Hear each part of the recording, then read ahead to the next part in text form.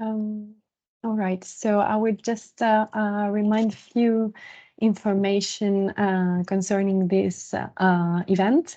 It is very timely to discuss about this key issue in this current geopolitical situation, which clearly demonstrates the need to achieve a greater energy autonomy in Europe and also accelerate the energy transition, trying to phase out unsustainable sources. And this is one of the reasons why today the SEArica Intergroup decided to organize this event to really address questions and debate about the development of renewable energies, and in particular about the development of offshore renewable energies. It's necessary to foster research and investment for the development of offshore wind energy, for instance, and also to exploit the full potential of other emerging sectors such as ocean energies, while also ensuring a sustainable use of natural resources and the protection of the marine environment that could be affected by this development. So today, as I mentioned, we are here happy to welcome our SEArica chair, who is hosting the event in order to showcase what is the contribution of the offshore renewable energy sector to the energy transition, and also discuss together with the representatives from the EU institutions and regional authorities, as well as relevant stakeholders from the private sector, about how to boost the development of offshore renewables at the EU level, trying to overcome what are the current challenges and the barriers. So without further ado, I would like to give the floor to MEP Tonino Pizzula, our SEArica chair, and then I will continue with the moderation of the event. So thanks again, everyone, for joining us today. And Mr. Pizzula, the floor is yours. Thank you, Barbara, for introductory remarks and efforts for organizing this event. Of course, good morning, ladies and gentlemen, dear colleagues and distinguished speakers. It's really my honor to welcome you to the SEArica Intergroup event on, as you know, territorial and regional contribution to the development of offshore renewables and marine energies. What to say? Today, more than ever, European Union is facing a crucial phase where all key stakeholders at EU, national, and of course regional level must collaborate to accelerate the shift towards decarbonization of our economy, while of course ensuring the energy security across the Europe. Strengthening the EU capacity to deliver renewable energy is a priority for the European Parliament and for our intergroup SEArica. We were active, writing to the Commissioner on the beginning of our mandate. Last February, the Parliament has approved an opinion of Commission strategy for offshore renewable energy. In our report, we have highlighted that net zero emissions economy requires renewable energy to be deployed on an unprecedented scale. In order to meet the 2030 and 2050 targets, a faster deployment of offshore renewable energy is so necessary. Nevertheless, in our report, we have also stated that despite the fact that European Union is in a way technological leader in offshore renewable energy, many efforts must be still made to, how to say, fully harness the untapped potential of this economic sector in our coastal territories. This is the case, for instance, of importance of shortening permitting procedures. In this regard, we believe that member states have a key role to play to set up a transparent process and consider introducing time limits for issuing permits where necessary. And furthermore, allow me to draw your attention to another crucial point: the urgency of ensuring a large and effective European financial support, money. In this respect, in capacity also of the REGI committee in Parliament, I would like to remind you that European Parliament have high expectations on the leverage effects that EU investments must register to boost a quick development of offshore renewable energy, especially those channeled through the cohesion policy. Finally, I would like to remind you that scaling up of offshore renewable energies across Europe requires a large, highly specialized and qualified workforce. Therefore, I rely on the support of the Commission to take necessary steps to preempt a shortage of skilled workers by ensuring attractive working conditions. In this regard, an important step ahead is to include offshore renewable energies field in the next Commission's European skills agenda. Aim should be to help individuals, multinational enterprises, and the small and medium-sized enterprises to develop the necessary skills for the offshore renewable energy sector. Dear colleagues, I'm sure that today's meeting of our intergroup will represent an excellent occasion to focus on main opportunities and challenges to accelerate the scaling up offshore renewable energies across Europe. So, without further ado, I thank you all for joining us, and I give the floor to Barbara, and I wish you to a very fruitful debate. Thank you. Thank you so much, Amy Pizzula. I think you touch upon all the main aspects that we'll be discussing today with our guest speakers and participants. So I would like to introduce Mr. Christos Economou, Deputy Director and Head of Unit for Sea Basin Strategies, Maritime Regional Cooperation and Maritime Security from DG Mare, the European Commission. It's a pleasure for us to have you here, and we are really looking forward to hear your intervention, especially about the access to financing and investment for the sector. And thanks again for joining us. The floor is yours. Yes, good morning, Mr. Pizzula. Good morning, Barbara, and good morning to all participants. I think SEArica, as always, organizes the events with key topics. They cannot be more topical than the one we are discussing today. I think the chair definitely put the context already and raising all the issues that you will cover during the morning. Let me also give you the Commission perspective, highlighting the elements that we have in front of us for targeting this energy crisis that we are in now. And it's, of course, linked to the Russian military aggression in Ukraine. And the Commission already in May adopted the Repower EU plan. I mean, we have really to put the context there because we have a large package of financial, legislative, and non-legislative measures that address short-term and medium-term challenges for ensuring the energy security. Now, in very short term, of course, we are looking ahead to the winter, which is coming, but then anticipating storage of gas, diversification of our supply, including LNG solutions, etc. But we also need to save energy, so the Commission aims at increasing this EU-wide target of energy efficiency higher, of course, than previously anticipated. So by 2030, going from 9% to 13%.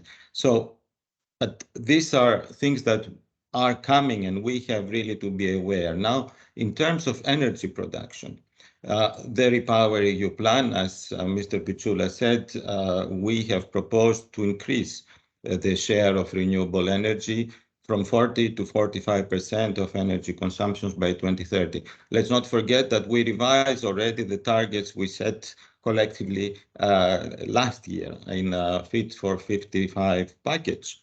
So going higher from the 32 and 40% targets we had fixed only last year. Now, renewable energy sources are crucial not only because of the crisis we're now, but of course because we have for a long time linked this to the climate change. We need the renewable energy sources to face this bigger challenge, which was there, is there, and will continue to be there. Looking on how we reduce energy prices also from the production of these renewable sources, and decrease, of course, the union's dependency on fossil fuels. So energy security and green energy are more interlinked than ever. But both challenges are there. We need really to look into the renewable technologies for producing electricity in our territory and in our seas. This is the lesson that we learned also in recent months. Now, what is the political support for going ahead in that direction? Mr. Pizzula, definitely, yes, the European Parliament is really very supporting on how we need to target this development towards more renewable energy. It is one of the pillars of the EU energy transition, and the political support is there. Now, with the adoption of the Repower EU plan, the President of the Commission joined all heads of governments in the North Sea in a high-level summit on offshore wind in Denmark. So we really need to see in concrete things that happen, not only that what we announce in the packages. So the member states set themselves ambitious targets for offshore wind, going up to, by 2030, 65 gigawatt or at least 150 gigawatt by 2050. So of 2030 and 2050 respectively. Sorry for the figures, but these are showing a real awareness of the countries how to tackle the problem. Coming to the Baltic Sea, at the end of August, the same constellation, heads of government, president of the Commission, met to announce ambitious and willingness to cooperate on offshore renewable energy with objectives for 2030, 20 gigawatts there. So in Atlantic, Ireland, Portugal, Spain announced very ambitious objectives also for floating wind. France has also a very strong pipeline of projects. So we need all the sources and we need these commitments by the countries. So the other aspects about tides and waves, that also we have technologies to get energy from this type of sources. We have the innovations coming. We really need to use those as well and promote further these emerging technologies. Coming now to investment and the sea basin cooperation, I referred a little bit to this element of cooperation when I really spoke about these initiatives in the Baltic and in the North Sea. Now coming to what we do, of course, we have the funds that Mr. Pizzula, you mentioned, the cohesion funds. We have also the recovery fund that is there, and many countries are using it for promoting renewables. But on the side of DG Mare, we also support a lot of investment coming through the Blue Invest. The Blue Invest fund is there now for 3 years and has established a very strong community of companies, investors, and stakeholders. And we have deployed more than 100 million investments in innovative small and medium enterprises, and we are now doing even more with a new large-scale equity fund called Invest EU Blue Economy, which will really mobilize about 500 million euros. And I'm saying all this because a big part of that could benefit offshore renewable sources and companies dealing with that. So these amounts are not all for offshore energy or for renewable, but a big amount certainly will target that. Now, what else we do promoting regional cooperation. This is one of the key aspects we have in our new approach for sustainable blue economy. We have the macro-regional strategies, we have the sea basin strategies that definitely are really looking on the best ways to develop blue economy, and the needs that the regions develop then are linked to energy these days, let's be clear. And it is also something which you need to develop other sectors in blue economy. Without energy, we cannot have the green ports, we cannot have solutions for innovative decarbonization of sectors in transport, even fisheries, etc. So we need renewable sources, and this is at the key of what the objectives of the region. So we develop a tool, and I'm coming really directly to that, which is it's around the smart specialization strategies. We are promoting further the cooperation between regions by creating a new platform on smart specialization for blue economy. This has started already, and we have organized dedicated workshops, and we are really promoted with brokerage sessions these links between regions and the way they can develop innovation, so innovative solutions around this, particularly marine renewable energies. So we are fully engaged in this process, and we hope that we will also bring value on the way regions cooperate in Europe for renewable energies. You mentioned something else, Mr. Chairman, the skills. We have highlighted as well that we need indeed more people for the sector, and we really have to think about how to promote it also with the occasion of the European Year of the Skills, as was announced by the President of the Commission in your Parliament. And it is really an opportunity to link also this diversification between the maritime sectors with developments that really promote one sector, which definitely is needed, the sector of renewable energies. This is a little bit the context. I can talk even much more about of how we want to really promote with concrete projects. We do this in the Atlantic, for instance, on the side, funding pilot projects in the Atlantic on offshore renewable energy. We will be looking into this also under future sea basin calls, but the big chunk of budgets are there. And I think what you said, using the cohesion funds, the recovery fund for this particular sector is more than ever necessary. This is a little bit the context from my side. Thank you for providing me this opportunity, and I will stay on to listen to the rest of the debate, of course. Thank you. Thank you very much, Mr. Economo. It's very clear.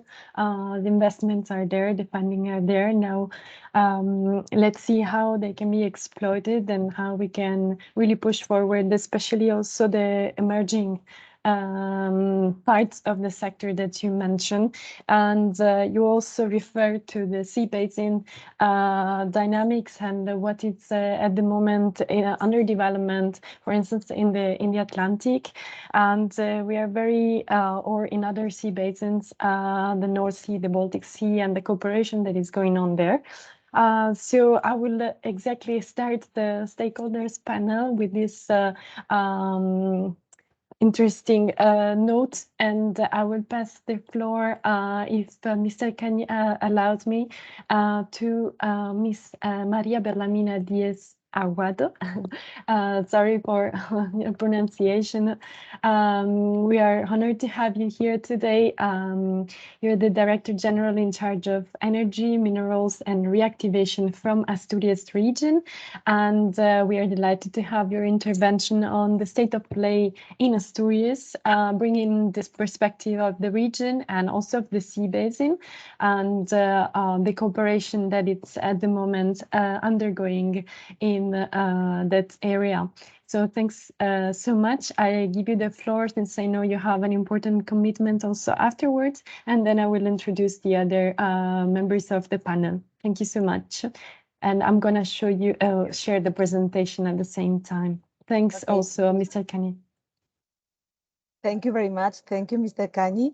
And thank you, everybody. I'm sorry I will have to leave you soon because we are now in Hamburg in wind energy, actually. So we are working for Asturias right here. We are here with 10 companies from the region and also with a research center trying to promote specifically renewable energies and offshore energy.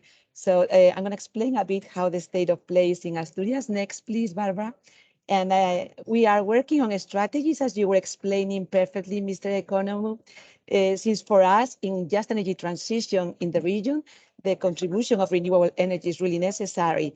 And for this, we have the support of this regional strategy, where we have to develop a new energy supply model, new energy consumption model, the promotion of other economic activities, which in our 4C is going to carry an investment of 6,500 million before 2030, generating new employment up to 3,300 jobs. So for us, it's very important, and also to be together with the most affected territories in the area. Next, please.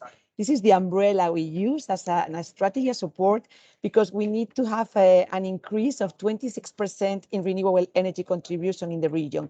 Half of the installed power in the region 2 years ago was coal power plants. So we have to replace that. We are a region of just transition for onshore wind power. We wanted to develop 1,590 megawatts for 2030. And we aim for 770 megawatts of floating offshore wind power. For us, it's absolutely necessary. Renewable energies are absolutely necessary. Next, please. And in this context, in the strategy, we have to promote the use of energy resources in the region, to promote the use of marine renewable energies and experimental offshore wind farms too, and also to strengthen the regional value chains. And that's why we are in Hamburg today. I'm sorry if you hear a bit noise behind me because the event is already starting, but I wanted to be here to show the potentials of Asturias. So next, please, again. And for us, we think we have one of the best resources of the Cantabrian Sea, and we are working on pilot projects too.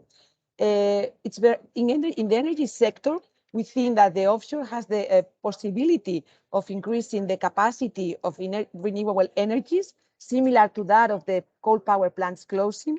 We think that we can reach this 45% of the share of energy, installed energy in the region. And also we think that we need to ensure, and this is something very important that Mr. Economo was saying, to ensure the security of supply of the region and of the regional industry, since we are very intensive in energy consumption. And in the industry, we have Asturian companies with expertise in offshore projects and technologies. I was talking about 10 companies. The main one is Windar, which is here, but also we have the shipyard companies, leading companies, manufacturers of steel components, and they can take part as suppliers. We already have over 35 companies related to offshore specifically with 1,000 workers, and we need to increase this, of course. And this is going to be floating wind energy, so there is a lot of technological development to take place, and very related also to green hydrogen, because as a very industrial region, we have some very important projects in green hydrogen, which could consolidate this employment and create even more jobs. And next, please. So I wanted to show you there some of the potentials of the region with two ports, Avilés and Gijón. The port of Avilés is really impressive, since we can see there many components of great size, as you all know. And this is very important also for the traction, economical driver of the region, not only in energy, but in industry too. Next, please. Here you can see the industrial port of Avilés, where there is already a hub for components, and there are plans to increase the area even in the next years. And we have the other port, El Musel, with 3 new projects for new factories going on. It's very difficult to achieve the 3 projects, we know that, but if the 3 of them were achieved, we would reach up to 1,000 jobs. So there is a huge commitment of the region for this. And also we have this energy projects for installation of the total capacity of 770 megawatts in 2030, as I was saying, but with the aim of having some 50 megawatts as soon as possible. That's our idea. Next, please. And this sounds very good, but there are some barriers for that. And I even want to, I dare to propose some solutions from our point of view. The first one is the maritime spatial planning for Spain for 2021, 2027, which is already delayed and hasn't been published yet. And for us, it's very important to know where this can be developed. And thus, we are working hard with the national government to develop this planning. We think it's really necessary also for the promoters as a sign. We have also difficulties to find solutions for sharing the maritime space with other users. You know that too, that we are talking here in Hamburg with other regions and countries, and we see that this is a common problem. We are working very hard with the users, with other users, especially with fishermen, trying to find the best solutions to make these uses compatible. We have some big projects promoted by big companies, but they require a huge amount of investment, and they also require support. And this support is not only to investment, but also to operation of the wind farms. So this is very necessary. Mr. Economo was talking about the cohesion funding. He was also talking about the recovery funding. And in our case, as a region in transition, we could add there the just transition funds, which are another tool that we must use in these specific regions affording transition. And for us also, the electricity market is still to be developed with auctions needed to develop this energy. So again, we are trying to push the national government forward to develop these auctions. There are a lot of restricted areas in our basins, and we have to be very careful with that also and respect that. And finally, the grid connection is another barrier, since not everywhere we have these connections. So we are working with the operator and the distribution of energy to try to identify needs and find solutions for this. So next, please, Barbara. I'm almost done now, yes. And regarding the industrial part, it's very similar. We have to develop these important projects in the short time. We have to promote this investment for these projects. And there is a very competitive market in the global size that we have to try to push our industries forward in this global market. Next, please. And we have been working together for this in the Atlantic Arc Commission Declaration, which was signed in April last year. And the regions from the Atlantic Arc have similar problems and solutions. Some of them are already advanced, while others are starting. So these experiences can be shared, and this cooperation is very important. We have to recognize this offshore renewable energies as strategic. And also we have to work a lot in permitting. We think that's something we have to work very hard on. It's very important to create funding mechanisms, and these regions have to be empowered to maximize their local ownership and to retain talent and to retain the employment in the regions. The interest is very important to boost also the industrial supply chains. And I'm finishing already with an experience inside, next please, the Atlantic Arc Commission, which was the supercluster. We have signed a supercluster among the 3 regions in the Cantabric Sea, in Cantabria, Galicia, and Asturias, signed in September last year to make collaborative projects in the international markets to develop our hubs. And we are overlapping in some experiences and in some capabilities, but in others we are complementary to facilitate communication and to promote this value chain, as I'm saying, and coordinate training. We have already an experience. We have a project common among the 3 regions, which has been presented to the national call. And also we have made a mapping of the capabilities of the regions. So we think this is a very good experience to be shared today. And we have in the next stand next to us, the region of Galicia, and we are working together with them very closely. So this is a bit of, thank you, Barbara, the collaboration, public and private, we are developing, the strategies of the region and how we try to put in value the capacities and strengths, and how we have to be in coexistence, collaborate, be together, as you can see there, to facilitate these projects and funding to the promoters. Thank you very much for this opportunity of sharing this experience with you. And it's been a pleasure to be here today.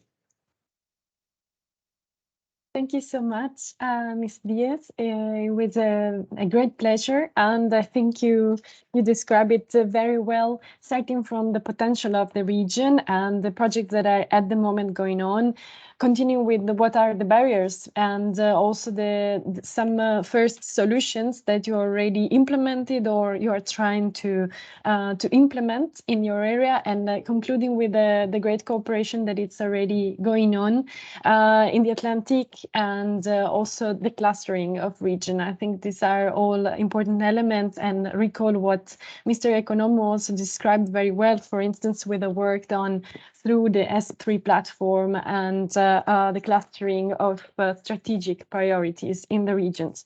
So thanks for this very comprehensive presentation. We will continue with the panel, and we wish you also all the success in your event in Hamburg. So I give the floor to Mr. Kane, the Policy Director from Ocean Energy Europe. Thanks for joining us again, and the floor is yours to give really an insight into the perspective from the energy sector. Thank you so much. Thank you very much, Barbara. Is there any particular time you'd like me to speak for, just while I'm getting my slides up? We just ask for a 7 minutes intervention, more or less, to all the speakers, and if there is more time, feel free to continue. Thanks. Okay, no problem. Okay, well, thank you very much. It's a pleasure and honor to be at a SEArica event again. It's been quite some time. A quick word about ourselves. We are Ocean Energy Europe. We are the trade association of the European wave and tidal sector. And our members are a coalition, really, of technology developers, project developers, supply chain actors, utilities, researchers, both universities and institutes, but also public authorities as well at a national and regional level. So it's quite a broad coalition of partners, but we're all coming together with one common objective, which is to bring wave and tidal to industrial rollout. So MEP Pizzula's very first remark was about cooperation. Well, Ocean Energy Europe as an association, really, that's what we're all about. And I think that's ultimately the only way we're going to get the rollout of our technology. A quick recap on where we are in terms of wave and tidal today. Taking tidal, first of all, there's a couple of advanced designs operating the waters today. I'm just showing you a few images. You'll see that there's been a lot of convergence in the design. They're essentially underwater wind turbines that work exactly as wind turbines do. They're just reinforced a little bit. Some are floating on the surface, some are sea-based and subsea. This is more of a business plan decision, a business model decision. But this convergence has allowed us to get to the ultimate key performance indicator, which is the power produced to the grid. And I think this graph shows you two things, the two most important things about tidal energy today. One is, look, we're quite small. 60 gigawatt hours is not a huge amount of gigawatt hours. But the other point is that we're growing exponentially. So we've got a clear path ahead as to how tidal can grow and be an important contribution to Europe's ocean supply, energy supply. In terms of wave, we've made really important progress. In terms of onshore deployments on storm breakers and ports and so on, we've had devices or plants which have been operating for years. This is Mutriku in the Basque Country in North Spain. It's actually being repowered at the moment, so it's not just wind, which is being repowered. We've also made really important progress in micro scale devices. So really small devices that are for powering offshore applications, be it aquaculture, offshore platforms, monitoring buoys, and so on. And the race is really now on to scale that up to utility scale. So large farms of wave devices that can power cities and countries. And there's a couple of different designs that are in the mix at the moment. So it's a very exciting time as to see where the convergence will be on these designs. Worth saying as well is that Europe is, and Mr. Economo made reference to this earlier on, we are the world leaders in the technology sphere of wave and tidal, but there is international competition and our competitors are catching up. I won't go into the details of all these jurisdictions, but suffice to say there are some industrial giants out there that are doing huge efforts to improve their own competitive position. And it's also the case that Europe, while we have made progress in the last couple of years, our competitive edge has been eroded somewhat as well. And that's something we really need to keep an eye on, particularly in a context where we do have a European strategy for offshore renewables, which was designed to prevent that. So I'll come back to that in a few minutes. In terms of all this promise, how do we make it happen? What we're talking about is establishing a brand new industry. And there's a lot of different work out there. You can read all kinds of consultants' reports and analysis as to how that happens and how do you turn innovation into market deployments. I mean, for us, it comes down to a very simple dynamic. The more we deploy, the lower our costs will be. And the lower our costs will be, the more we can deploy. And it's really kickstarting that virtuous cycle, which is how we're going to build up our sector. I won't go into the details of this slide. Suffice to say is that the levers we have to reduce our costs are really well known. It's a mixture of different components, be it the technology improvement, better streamlined operations, lowering the financial costs, getting economies of scale, and then getting industry volume as well, mass production, dedicated factories, and so on. And the reason we know this is because we've been here before. We're basically following the playbook of offshore wind. And what our strategy now is to get some small demonstration projects in the water to scale up and achieve those cost reductions. And the classic example, of course, that has been referenced quite a lot already this morning is offshore wind. And I just want to remind people of the rather humble origins of offshore wind. 1991 in Denmark, the Vindeby offshore wind farm, 5 megawatts, 11 turbines, which were quite small turbines individually. Quite a limited capacity factor for those of you who know the sector, and not really very far from shore. So really conservative, small kind of incremental steps, but steps that get bigger and bigger and bigger. And if we contrast with where we are today with offshore wind, there's 43 gigawatts in the water. So that's 43,000 megawatts. And that's going to go up to 270,000 megawatts by 2030 as well. The most cutting edge turbines are 15 megawatts each. This means that the most cutting edge turbines today are 3 times larger than the entire first farm, which has huge economies of scale. Capacity factor is significantly higher, so each turbine is working a lot harder and extracting a lot more energy for the same wind, and they're going vastly out to shore. An average of 41 kilometers from shore today, and that's just an average, and that will go further and further for offshore in the years ahead. So we know where we want to go. We know what the steps are to get there. How do we action those steps? Well, the European Commission has exactly the right ideas. They came up with in November 2020 an offshore renewable energy strategy. Now, much of that strategy was focused on offshore wind, and that's perfectly fine because the parts that were focused on wave and tidal were exactly what we need. The offshore strategy said that the Commission will work with member states and regions, including islands, to make use of available funds in a coordinated manner for ocean energy technologies to get 100 megawatts in the water by 2025 and a gigawatt by 2030. And this is exactly following the logic of the more you deploy, the more your costs come down. The more you deploy, the more your costs come down. It's about kickstarting that virtuous cycle as well. That's really where we're focused at the moment. I'll come back to that in a second. This session is about the role of regions and the territories, so I did want to touch on that before I finished up. There's quite a few examples of how different regions have done really important work to drive forward wave and tidal energy. Mutriku in the Basque Country, which I referenced earlier, that was actually built by the Basque Energy Agency. It's their facility. They just went out and built the technology themselves. Regional Normandie in France has set up a joint venture with a tidal developer to build one of these demonstration farms as well. They're following in the path of in fact, their colleagues in Bretagne have built their own test sites in Paimpol-Béréat, where tidal site machines can go in, prove their performance, de-risk themselves, attract more investment. Plocan in the Canary Islands is a test site which the local government has developed. And in fact, it's a platform out in the sea where you can test all kinds of devices in various different conditions. The Scots have followed a similar path to Normandy. So they have invested in one of these first demonstration farms as well. So they are part owners of one of these farms, although they got the technology from elsewhere.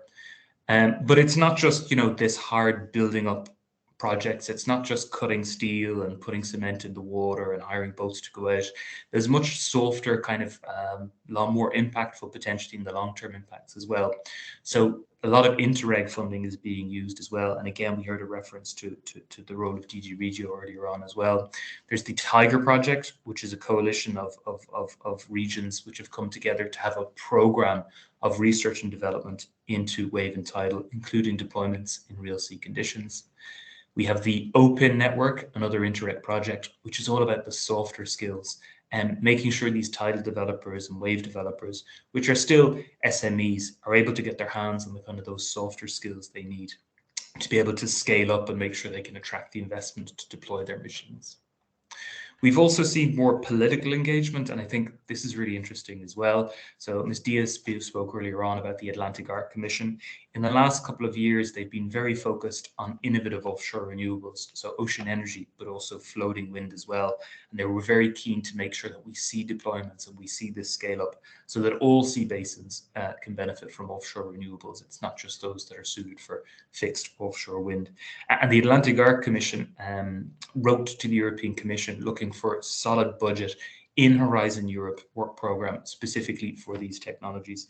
And I can say they've done that with some success. So the next work program, which is coming up for 2023 and 2024, has 94 million to deploy wave and tidal devices as well, including funding for those first arrays as well. So political engagement by the regions and territories can have a disproportionate impact as well. I just want to finish off with one point, which I think goes back to MEP Pitsula's point, which is this is a collective endeavor. A bit like OEE is a coalition of many different actors from many different backgrounds. So too must we as a wider industry do that to achieve our objectives. We're creating something new, a new industry, a new technology. The benefits are huge, but it's a difficult endeavor, and it's not something any of us are going to do on our own. And when we spoke about the offshore strategy, I spoke about how important it was to have these deployment targets, 100 megawatts by 2025, a gigawatt by 2030. But that's only half of the story. It's also about the coordination and the collaboration. And it's the means in which we reach the 100 megawatts, which are just as important. So the Commission speaks about working with member states, working with regions, coordinating the funding, making sure we're working together in the same way. And I suppose a final message I would have for today in my presentation is that this coordination is so element. None of us are going to do this on our own. And we each have something to contribute, be it as a national government, as the European Commission, as regions, but also on the industry side as well, as developers, as investors, as supply chain actors, as the list goes on and on.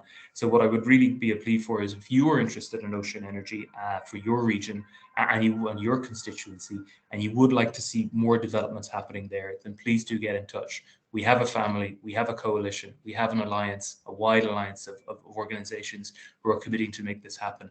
And we'd love to have you on board to join this effort. Thank you. Thank you so much, Mr. Kanye. It was a very also interesting, comprehensive again presentation.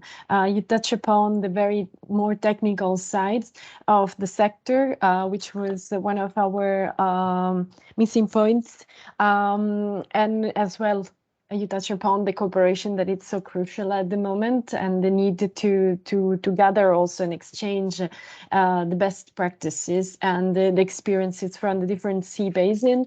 You show also how Interreg, European Territorial Cooperation, is working in that, recalling Mr. Economou mention of the cohesion policy and other funds that are really supporting the development of the sector.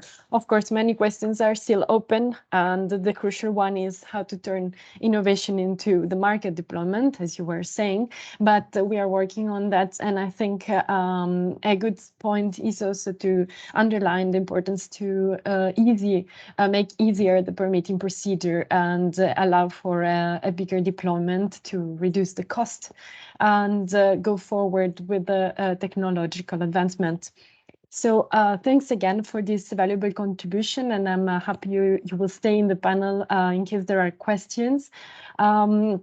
I will give the floor now to another representative from the sector, a company from Northern Europe, and which is the company Ørsted. I let the floor to the head of energy, Mr. Jørgen Madsen, who joined us today. Thanks so much. The floor is yours, and then we are happy to hear if you have any comment or question to address to our guest speakers. So please. I can see your presentation. Perfect. Thank you very much for joining us, Mr. Madsen. Yeah, thank you very much, and thank you for the invitation. Very happy to be here. As was just mentioned, I represent an energy company called Ørsted. We are first and foremost an offshore wind developer. We come from Denmark. Our headquarters are in Denmark, but we have a global footprint, which I hope you can see now. So you can say we started our business, at least in the offshore wind sector, especially in the UK and in Germany and Denmark, and we have then branched out across especially the northern hemisphere, and are active also in onshore wind and in power to X production. Onshore renewables in general, I should say. We also have combined heat and power plants in Denmark, but I guess that's not so relevant for this particular setup. We are the world's leading developer of offshore wind, but that has not always been the case. I will go quickly through these first slides about Ørsted, but just to let you know who we are. Back in 2007, we were one of the most polluting electricity companies in Europe, with a GHG impact of 424 grams per kilowatt hour. We have reduced that with around 90% by shutting down coal, converting to sustainable biomass, and especially building offshore wind farms around Europe. And I suppose the good news of that, anyone can shut down power plants and build wind turbines, but the good part of that story is that we have done it while significantly increasing our profitability, and hopefully thereby showing that transition that we so very much need in Europe and in the globe can be done in a profitable way.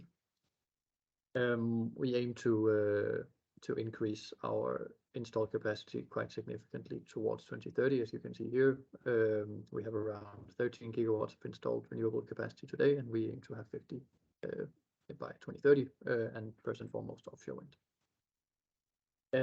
Now, the outlook for the offshore wind sector, you can say, is in many ways positive. We have, as you all know, a very significant energy crisis in Europe right now, and these figures are from 4 years ago, when the European Commission did its long-term climate strategy, in which it identified a need to increase electricity consumption by 133% if we are to become climate neutral in 2050. A significant part of that needs to come from wind and solar. The majority needs to come from wind and solar, and then a significant part of that from offshore wind. So this is the Commission's own scenario, climate neutral scenarios, which aim at around 300 gigawatts of offshore wind in 2050 in the EU countries. I believe the previous speaker had some figures that included the UK and Norway as well. So this situation is, of course, even more relevant today, when we have a significant energy crisis that is basically based on the fact that we do not have access to natural gas as we used to. This is foreseen for different reasons, of course, in the European Commission scenarios as well. So both for security and for CO2 reduction, we need to decrease our dependence on natural gas. And offshore wind is part of the solution for that, also because we need electricity for, as you all know, electric vehicles, electric heating, and electrification in industry, and also to produce renewable hydrogen. The good news is that offshore wind has decreased very significantly in price. When 10 years ago, we were one of the very, very few companies. We actually built the offshore wind farm in 1991 that the previous speaker mentioned. But 10 years ago, the prices for offshore wind were still very high and uncompetitive. Today, at least in the North Sea, we can build offshore wind without subsidies. In fact, we pay concession payments these days to even be allowed to build offshore wind farms. Similarly, most likely in the Baltic Sea soon, and we see a big appetite now in Southern Europe, especially in Spain and Portugal, to also increase deployment of offshore wind. Now the challenge is, of course, that currently in 2020, the industry is building around 8 megawatt, or installing, I should say, 1 megawatt, 8 megawatt wind turbine per day. And to reach these targets that the EU has set, we will need to build 14 megawatt turbines. So the 14 megawatts is just the capacity of the individual turbine. We don't have any concerns in relation to the supply chain being able to build 14 megawatt turbines. They are very close to doing that already today. The challenge is whether we will be able to install them, and I will come back to why that is a problem, that is a challenge. And the other challenges, will the supply chain actually be able to deliver the amount or the number of turbines that are needed? They can definitely develop and manufacture them, but can they do it in the amounts needed? That is a challenge that politicians also need to take very, very, very seriously. Sorry. Okay. So as I said, I would like to mention a few challenges. I will also, I'm actually coming to the end very quickly of this presentation, I feel, but I would also like to leave some room for Q&A. But the biggest challenge we see right now is what you see on the top left corner, which is site planning and permitting, which is going too slow. We see a lot of political ambition to build offshore wind. You have the 300 gigawatts target at EU level. Prime ministers around the North Sea and Baltic Sea have recently issued declarations for 150 gigawatts in the North Sea and 20 gigawatts, that's 2050, and 20 gigawatts in 2030 in the Baltic Sea. That is all very good, but we do not see auctions or tenders being issued in a speed that justifies those ambitions. So basically, the sites are not being made available to build offshore wind. So that is a big challenge right now for the sector. The second point is what I hinted to in the previous slide as well. Will industry be able to scale? Because in previous years it has been very difficult for the supply chain to, let's say, plan their investments in production capacity of, let's say, offshore wind turbines, because there has been sort of a stop and go policy in many member states, where 1 year there would be a lot of auctions, a lot of build out, and then for 2 or 3 years there would be almost nothing. So then it's of course a bit difficult to commit to investing a lot in your production facilities in the supply chain if you don't know whether there's a market in 5 years or not. And then I would also point to the third point on the left side. We can do a lot in the way we organize the auctions, how we design the auctions, to ensure that it goes faster, but also that offshore wind is built in a way that is sustainable, and that includes in relation to marine environments. I will come back to that in my final slide. I hope I have a little bit of time left. And then a big barrier is also that there's a big lack of investments in electricity grids and also in hydrogen grids or other types of power to X grids in Europe at the moment. So we can build a lot of offshore wind if we're giving access to it in terms of sites, but if there's not enough grids to then transport that electricity to the consumers, then of course it does not make much sense. And this is the final slide, and I'm sorry for rushing a bit through it, but I hope the colleague from DG Mare is still here, because this is actually one of the things that we are spending quite a lot of time at the moment in Ørsted, and that is to discuss how can we implement offshore wind quicker, while at the same time driving innovation in various fields. So one thing is that if you have price-only tenders, basically where you compete who will be willing to pay the highest concession payment to build an offshore wind farm, then you can scale up very quickly. And we think you need to do that. That needs to be part of the solution. But at the same time, we also need to have a very close eye on the local impacts of offshore wind. What are the impacts on fisheries, on environment, on local communities, and so on. And there we actually think that another parallel track should focus more on having auction designs where you compete not only on price, but also on who delivers the highest value for, let's say, marine environments, ecological innovation, as they call it in the Netherlands, where they have a tender exactly on this at the moment. It could also be on who can ensure the biggest offtake onshore, so you don't need to have as much grid build out as you would otherwise have. And then there's of course the more tricky issue on designing auction criteria based on who creates value for the local community. That could be in jobs or education and so on. The tricky part of that is of course that it has to be compliant with WTO rules. So we cannot just say everything has to be sourced locally, because then I think we get in trouble with international trade rules. But there are certainly ways to work with that, and something that we are also encouraging member states to do at the moment.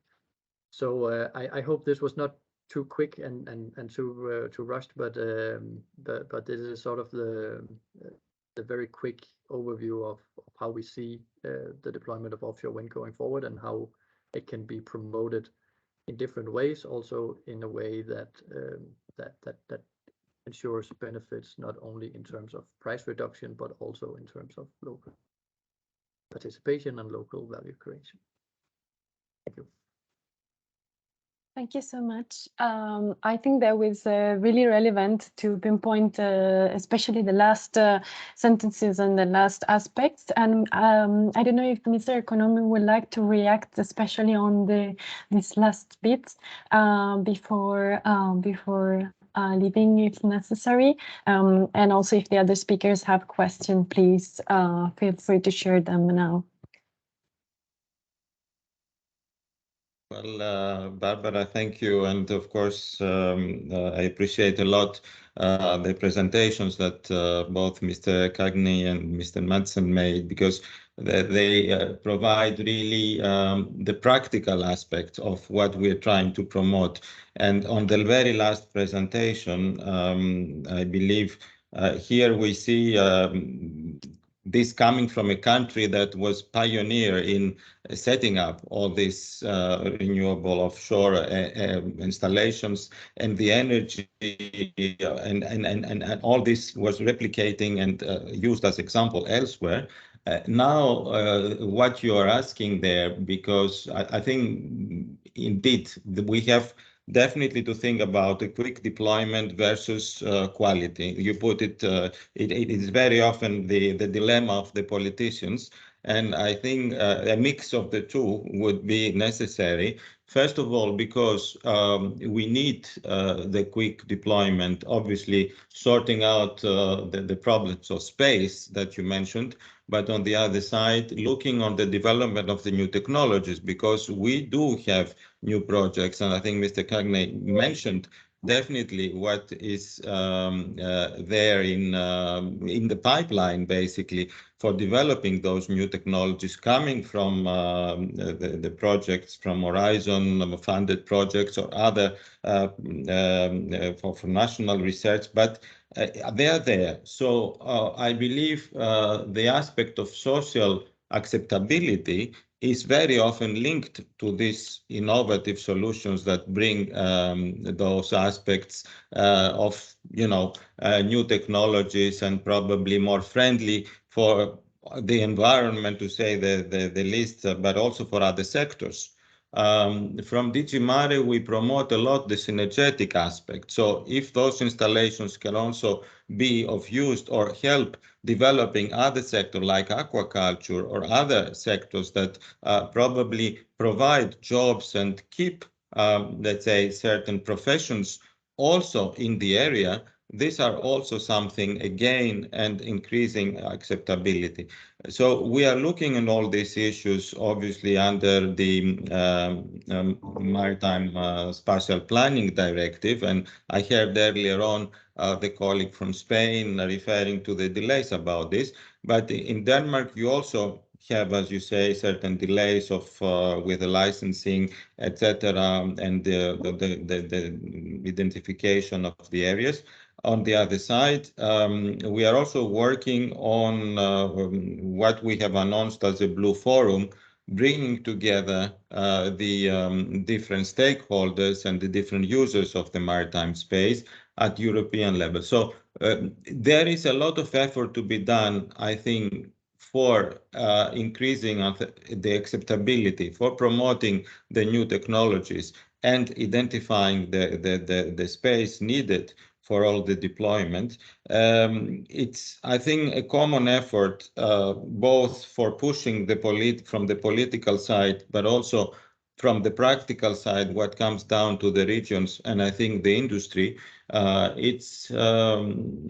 think the chair, Mr. Pichula, said that it's really a collective effort that we are have to do, and we really need to show also quick results. I think the politicians at the national level, the governments need to show this quick result. So for me, there is only one way to go, but the new technologies, the deployment of the smart and qualitative aspects in the way we go ahead with for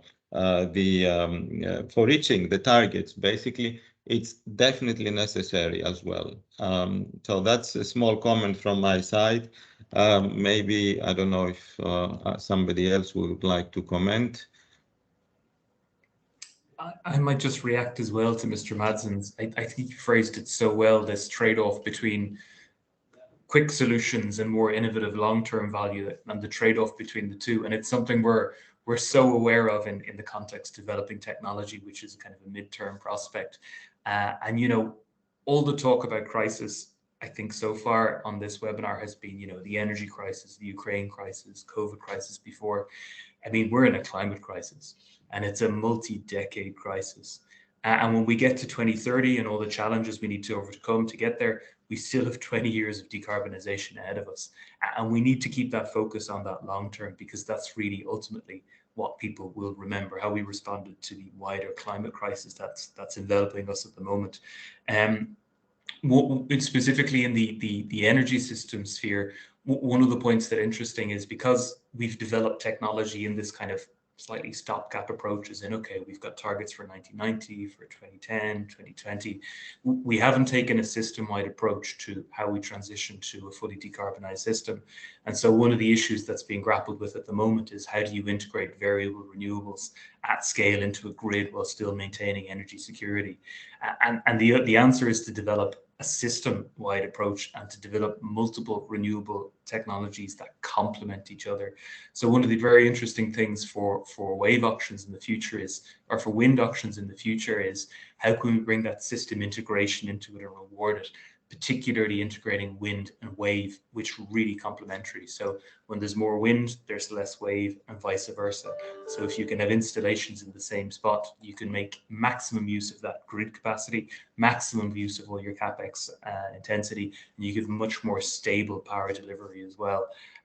So I think this approach of thinking a bit more longer term, not just on here and now, quick and dirty essentially, but a little bit longer term, but with a longer term thought that thinks of systems, that's absolutely the way we need to go over the next, let's face it, 30 years. Thank you so much for both intervention and clarifications. I think they are crucial points to discuss and to find a good balance between, as was mentioned, the quick deployment and the short-term necessities, I would say, and the quality and the technological development on the other side for a long-term vision that takes, of course, into account the environment and the use of the sea and of the space, which is of crucial importance. More than one speaker already mentioned it, and we need to speed up the process and also have the strategies and maritime special planning implemented and approved. I think there might be some, I don't know if there are some comments from the audience. If any participants would like to share a question or a comment, feel free to write it in the chat. We can also address it to the speakers afterwards. We are available for that. Otherwise, you can also raise your hand. In this moment, the speakers are still here with us. Otherwise, we would move maybe to the next session if there is no urgent question and any comment. And I would like to thank all the speakers and the participants so far. It was very insightful and very, very useful presentation. I think we need to keep on discussing these issues. And we will then move to a session more dedicated to improving the connection to the grid infrastructure, developing energy transition in ports, which is directly connected to the issues discussed so far. So thanks again to the speakers. I would like to give the floor to our keynote speaker, Mr. Rafael Sauter, team leader from the unit Infrastructure and Regional Cooperation from DG Energy, the European Commission, who will provide us a contribution on the development of offshore renewable energies and the role it's playing in energy transition, and also the use of schemes really to foster the development at the EU level. His intervention will be followed by another short stakeholders panel and a Q&A session if time allows. Thanks again, Mr. Sauter, for joining us, and the floor is yours. Thank you very much, Barbara, for your nice introduction and for inviting me to speak at this very timely and very important discussion. If I may pick up on what you just said, we need to keep on going, discussing, but also doing. And I think this is what we're all doing. And I would like to present now from a DG Energy perspective, what are our initiatives, and also some elements have already been mentioned, of course, by Christos in his keynote speech in the earlier session and by other speakers. And of course, the offshore strategy was mentioned, I think, by all speakers, which was published in November 2020, which was a very important milestone in the overall development, deployment of offshore renewables, with these key targets of 60 gigawatt offshore wind, 1 gigawatt of ocean energy by 2030, and then looking further until 2050, 300 gigawatt offshore wind and 40 gigawatt of ocean energy, which gives a very important long-term perspective and guidance, as was also mentioned earlier by the speakers. Of course, since then, many things have happened, and the need to accelerate, to speed up the deployment of offshore renewables has been more important than ever. It's reflected very prominently in the REPowerEU plan and the actions that follow from that to make us independent from Russian fossil fuels as early as possible. And as was already mentioned earlier, we see quite some, and I would say very important political momentum around offshore renewables with the summits that took place earlier this year, starting with the Esbjerg summit in May, the Marienborg summit now end August, and the North Seas Energy Corporation ministerial meeting that took place just 2 weeks ago, where a joint statement was adopted with very important new aggregate targets for the North Seas, aiming at 260 gigawatt of offshore wind by 2050, which constitutes 85% of the 300 gigawatt of the offshore strategy I mentioned earlier. I think this is very significant and is a very important milestone with all the caveats mentioned earlier, but it gives a clear long-term perspective. And now it's on all of us to help delivering on these long-term objectives and in intermediate steps which are set for 2030 and 2040. And I think this session focuses specifically on grids, and I think this is important because if we want to decarbonize our energy system, we need more renewables, but as importantly as renewables, we need the grids, because without the grids, we will not be able to have the energy transition in a successful manner. And this is why we need to speed up also the grid developments. And this can only, I think, work if the planning and investment on grids are planned also in a coordinated way at a regional level, from a European perspective, in order to enable the integration of this additional offshore capacity that is planned to be built, which of course requires the grids offshore, but we should also not forget we need the grids onshore, because the electricity needs to be transmitted from the coasts to the mainland, if I may call it like this, where the demand centers are often located. So our main tool in DG Energy is the revised 10E regulation, the regulation on trans-European energy networks, to help delivering on these grid developments. The revised 10E entered into force in June this year, and it includes a dedicated chapter on offshore grids with very important elements on how to speed up offshore grid development. And as part of the 10E regulation, for those less familiar with this legal framework, this is about identifying projects of common interests, as we call them, PCIs, cross-border infrastructure projects, which receive special treatment also when it comes to permitting. They get also important political visibility, and ultimately they are also eligible for funding under the Connecting Europe facility. And we have already one important PCI, just to mention one, the North Seas Wind Power Hub, which is aiming for developing hybrid offshore grids to contribute to the implementation achievements of these targets.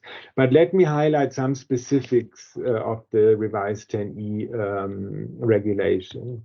So the revised 10E regulation includes 5 new priority offshore grid corridors, which covers each sea basin. And for each of these sea basins, member states need to agree on non-binding goals for offshore renewable generation by 2050, with intermediate steps for 2030 and 2040. And this is ongoing, the process. We're discussing with all member states per sea basin to help them developing these non-binding agreements on time by January 2024, because these will be the basis then for ENTSO-E to develop a high-level strategic integrated offshore network development plans for each sea basin, which are giving certain guidance, if I may call it like this, also for project promoters, investors, on where to develop projects. And of course, when ENTSO-E is developing these offshore integrated plans, they need to take into account environmental concerns and other uses of the sea, as was mentioned earlier. And here the MSPs, the Maritime Spatial Planning, plays an important role, of course. And this is why, of course, we're working closely with colleagues from DG Mare in this process as well, in order to reflect these different elements and also to use this as a tool for offshore development. And also to mention here, we are developing also under the 10E guidance on the cost-benefit sharing per sea basin, because ultimately it's about who bears the costs and also in view of the benefits that derive from such cross-border infrastructure projects. And this is something the Commission is working on, which will then be used to further specify the costs of these integrated offshore planning that is carried out by ENTSO-E. And so it was mentioned earlier that permitting is a key aspect here, and as I mentioned earlier as well, the 10E provides for accelerated permitting. There's also the element of the so-called unique point of contact, which should help project promoters in the permitting procedures to speed up the permitting. But also, you may all be aware that the Commission proposed also as part of the revision of the RED II, the Renewables Energy Directive, go-to areas, for example, and also the categorization as overriding public interest to encourage the streamlining of permitting procedures at national level when it comes to renewable energy projects. So all of this, we hope, will really help to accelerate the deployment of the grids, which are needed for the deployment of offshore renewables. So this was about the 10E, but let me mention a couple of other elements where I think it's worthwhile highlighting. One is that under the Strategic Energy Technologies Plan, the Sept plan, there has been a dedicated working group set up on HVDC, so high voltage direct current technologies, to look into the interoperability of these technologies or the different designs, in order to ensure that these can basically interact if you have cables from different vendors, which is, I think, an important element. Another element is that we have set up a working group on offshore under the Clean Energy Industrial Forum, which is, again, to work with industry on the different elements to identify bottlenecks and needs, also, for example, in the supply chain, because this was mentioned earlier. We also had now in Dublin a dedicated session with industry on supply chain related bottlenecks, which is one of the key elements we need to look at, and we need to help addressing these bottlenecks. And another element I would like to mention is a dedicated webpage, which we have set up, which brings together all the different EU funding mechanisms that are available for offshore renewables. And I think that's a very interesting tool, because it also allows stakeholders to identify, depending on which stage they are, is it more research, is it more deployment, which funding mechanism is most relevant. And let me soon come to the conclusion. I would just also like to mention, and I think the next speakers will give us more detail on this, on the importance of the ports infrastructure when we talk about offshore development, because they are key in this, and we see and we hear also that there are bottlenecks on the ports side of things. There are elements like logistical challenges because of the mere size of the wind turbine blades, for example, how to accommodate them, how to deal with them in the ports. There are questions about the ships, where to put them, if I may call it like this, during the winter period, and so on and so forth. So this is something which is part of the picture on how to help the development of the offshore renewables grid. And I would like to mention very specifically here that we in DG Energy, at the request of the Parliament, we carry out a so-called pilot project, which looks into how ports can be transformed more in line with the European Green Deal objectives. So it's about identifying options of how to promote economically viable energy management and business models for ports in line with the union's policy framework, which might also be make a contribution in this context.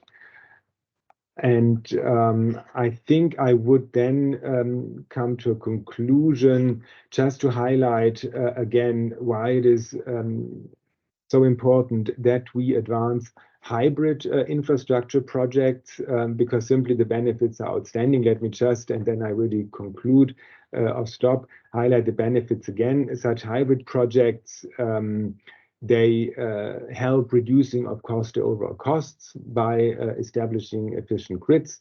They increase the resilience of the grid and also security of supply.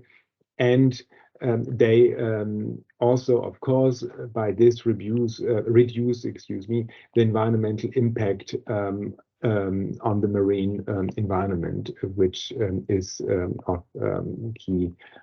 key objective, which I think we all share. So I would stop here. I hope I covered at least some of the elements, but happy to answer any questions that may arise. Thank you.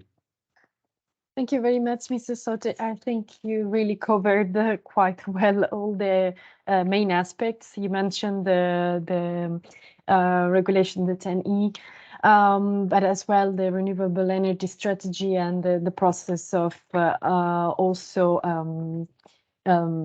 improving this strategy, as well as the work of in the single working groups that you are bringing forward through the Clean Energy Industrial Forum or other important fora, as well as the importance to develop the port's infrastructure. And I think the next speakers will touch upon this relevant point.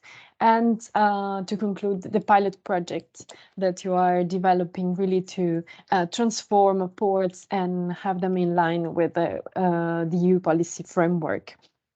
So without further ado, I would like to open the stakeholder panel, and then the speakers will be able also to ask a further question if necessary, or comment on Mr. Soter keynote speech. So I would like to give the floor to Mr. Julian Ziegler, who is responsible for renewable marine energies in the Regional Economic Development Agency ad hoc of Occitanie region.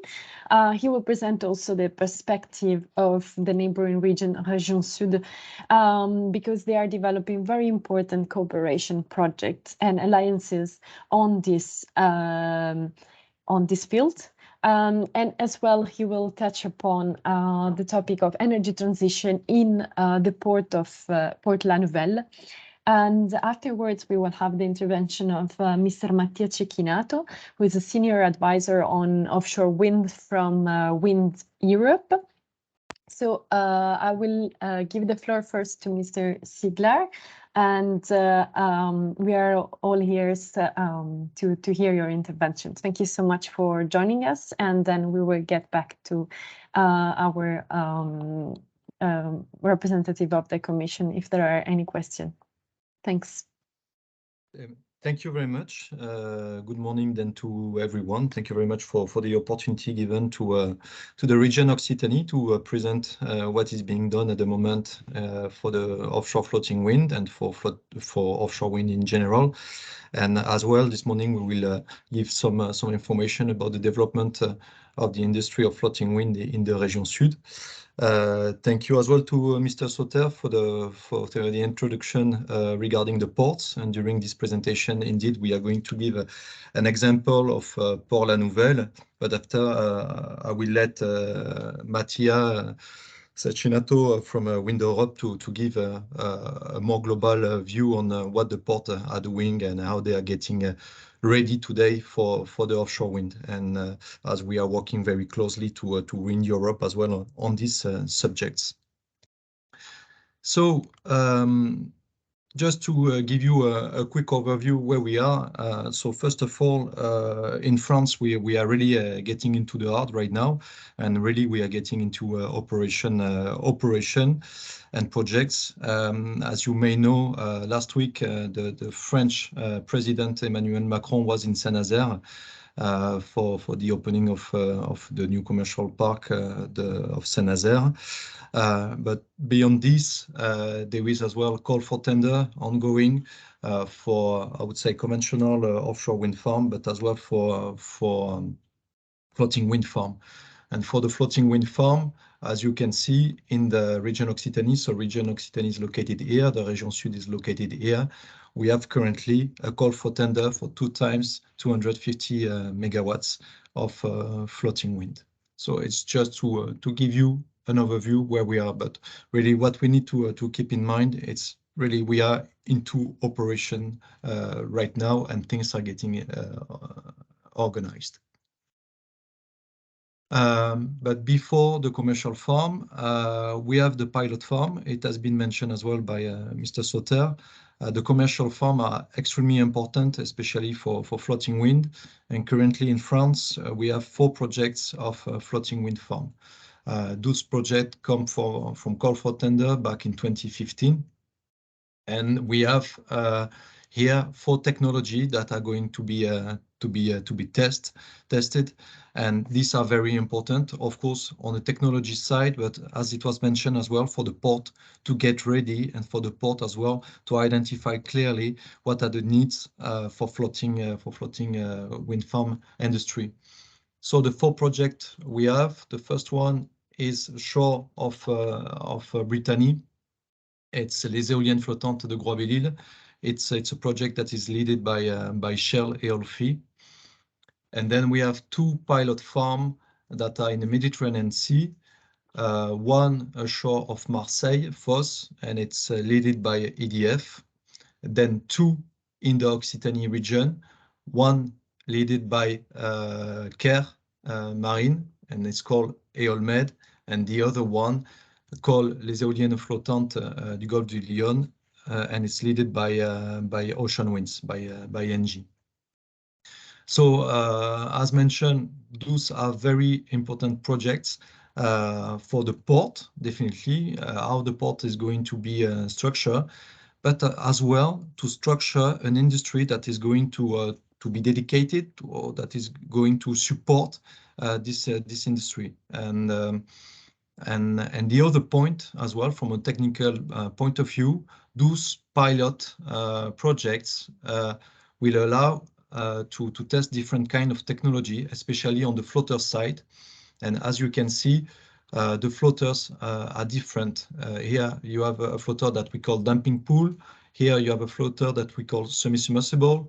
Here you have a floater that we call TLP, for tension leg platform. And what is very interesting, we will test different kind of design, but related to those design, we will test as well different setup in terms of industrialization. So this is why it's so important to go through those pilot project first.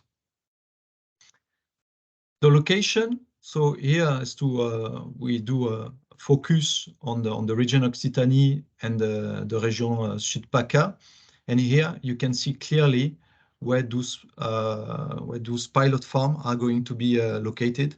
And as you can see, it's for the Région Sud, the project Provence Grand Large is located very close to the shore of Fos-sur-Mer and Faraman in this area. And for the project Eolmed and les éoliennes flottantes du Golfe du Lion, it's located just ashore of Port La Nouvelle. And Port-la-Nouvelle, it's going to be, for the region Occitanie, the port for floating wind, for offshore floating wind. And maybe just as an explanation, the Région Occitanie is the port authority of the Port-la-Nouvelle and the port of Sept, which are the two biggest ports in the region Occitanie. And that's why the region Occitanie was in position to decide that Port-la-Nouvelle is going to be the port for floating wind.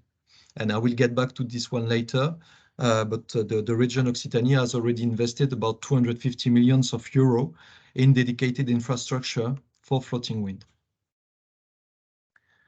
So very quickly, why floating wind in the region Occitanie?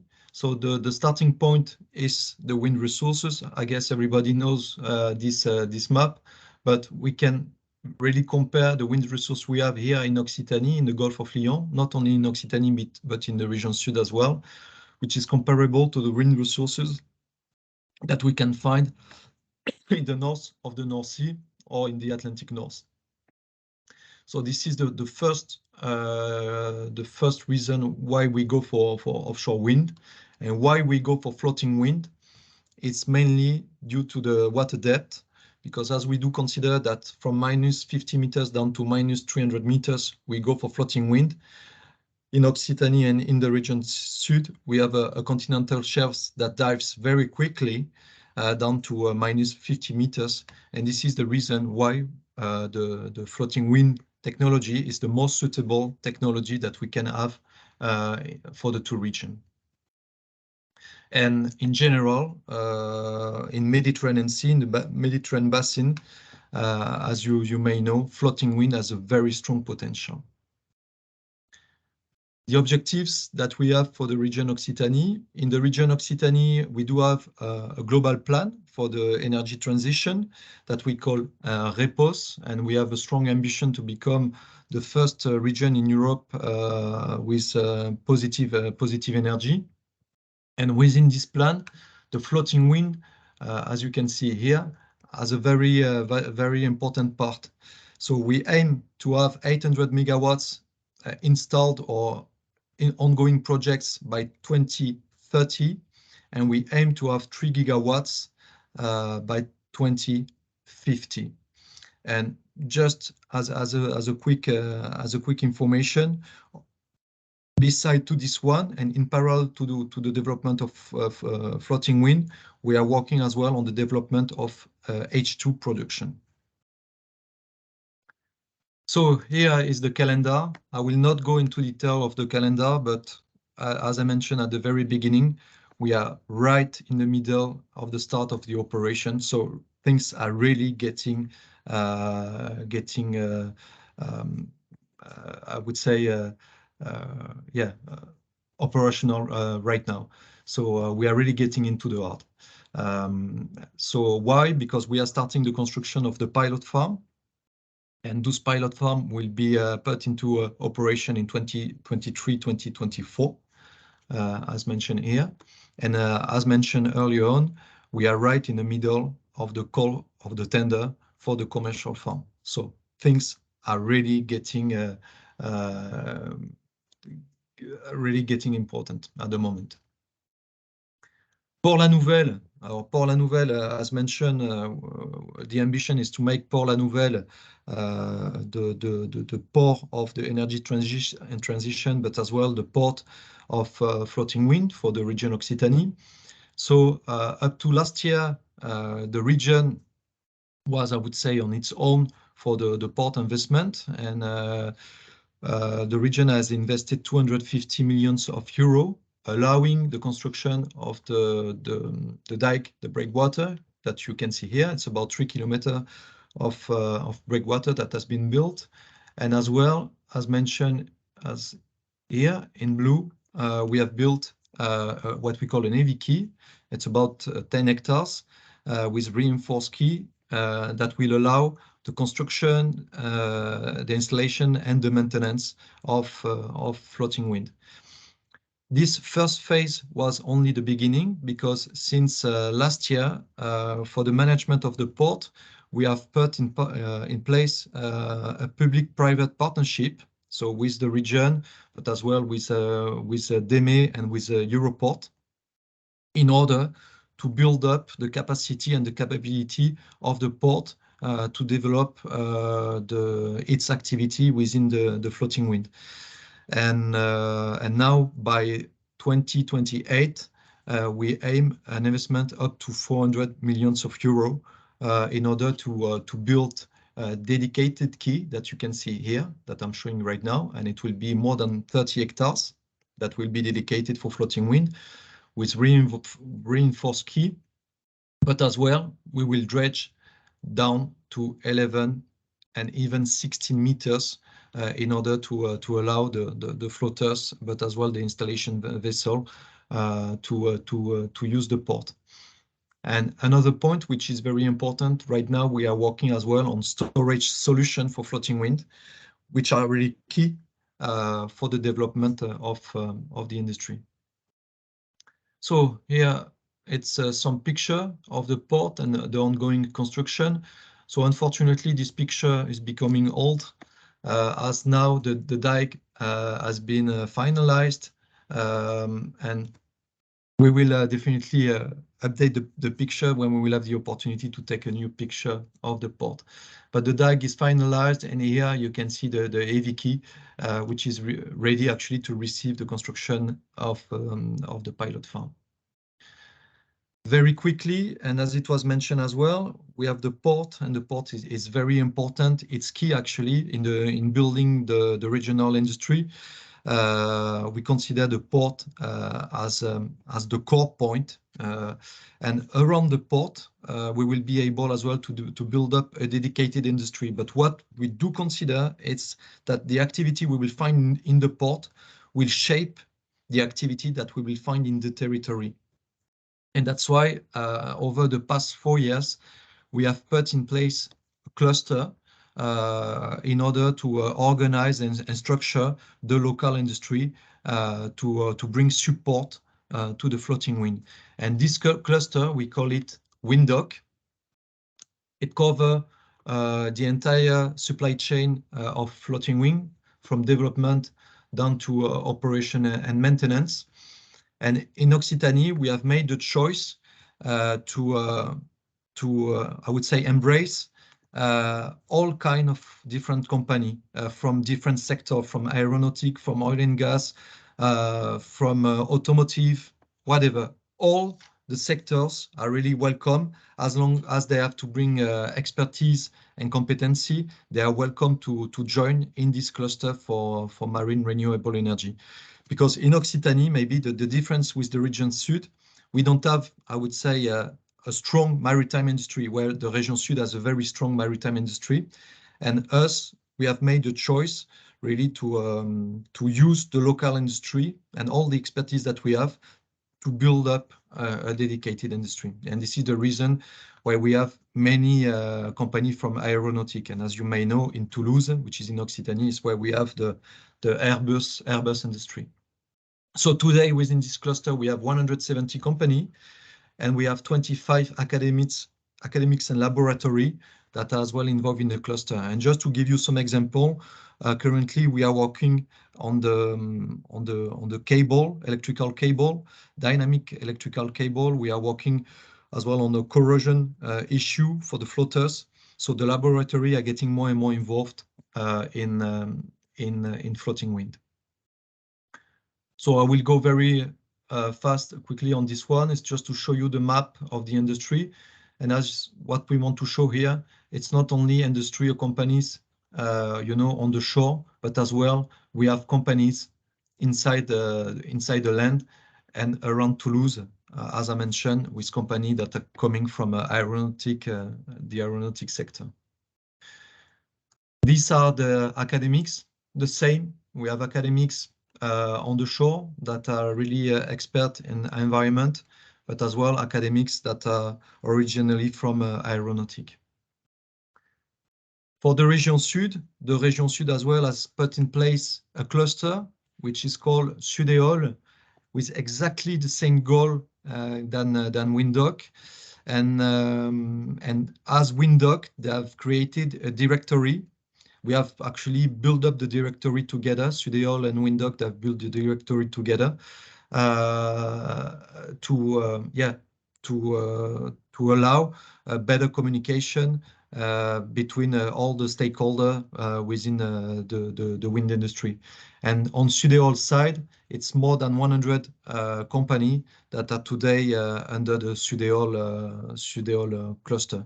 So it's as well a very efficient move on the Sud region for the clusterization of the industry. And that's all what we could say for the region Sud and for the region Occitanie. So thank you very much.